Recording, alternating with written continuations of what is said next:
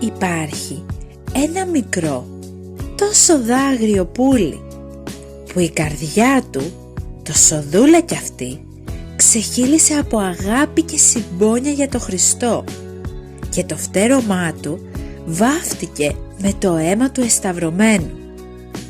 Πρόκειται για το πουλί που ο λαός ονομάζει Κοκκινολέμη.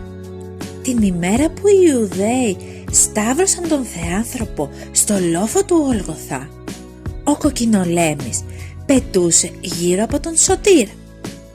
Τιτίβιζε λυπημένα, πασχίζοντας ολοένα να σκουπίσει με τις φτερούγες του το αίμα του Ιησού που κυλούσε από τις πληγές του. Αλλά όταν είδε και απόδε το πουλάκι πως όλες οι προσπάθειές του πηγαίνανε χαμένες, πέταξε και έκατσε πάνω στο αγκαθωτό στεφάνι του εσταυρωμένου.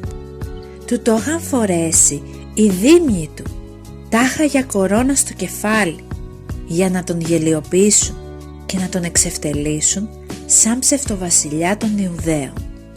Μόλις όμως βλέπει το μικρό πουλί τα αγκάθια που τρυπούσαν το μέτωπο του Κυρίου, βάλθηκε να τα βγάζει βιαστικά ένα-ένα από τις πληγές με το ράμφος του, γυρεύοντας με αυτόν τον τρόπο να απαλύνει τον πόνο του εσταυρωμένου.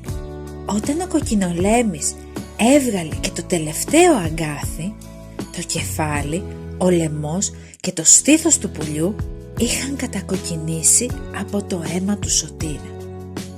Στο μεταξύ, ο Χριστός παρέδιδε πια το πνεύμα του.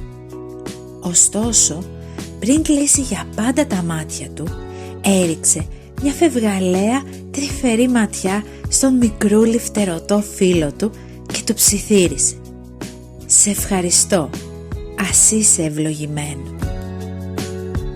Αν θέλετε και άλλες ιστορίες για παιδιά, μπορείτε να κάνετε εγγραφή στο κανάλι μου. Είναι δωρεάν.